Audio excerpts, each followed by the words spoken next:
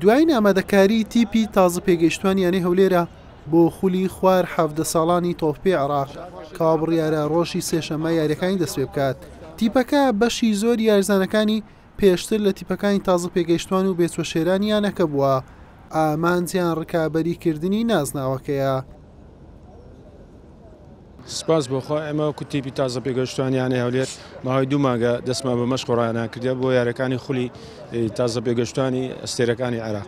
الحەمدوللا لەو فترەی عەدادێکی باشمان کردێ و ئینشاڵڵا هەدەفمان ئەوەل هەدەفمان ئەوەیە دروستکردنی یاریزان پێگاتنە دوایش نەتیجەکەیە. تیپی خوا 16 ساڵانیانەی هەولێر لە 25 یاریزان پێکاتووە. ئامادەکاریەکی باشی کردووە. ماوەی 70 ڕۆژە لە نێو ڕاهێنان و ئامادەکارین بۆ خولەکە. دەیانەوێت بەرهەمی ماندووبوونیان لە یاریەکان بچنەوە. ئامادەکاریەکی باشمان کردووە.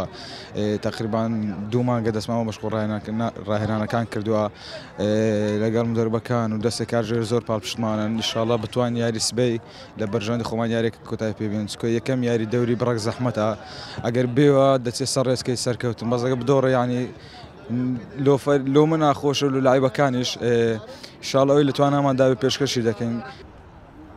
وەرزی ئەم ساڵی خولی خوار 17 ساڵانی عێراق بە بەشداری 34 یانەی خولی ئەستێرەکان و نایاب دەست پێ دەکات.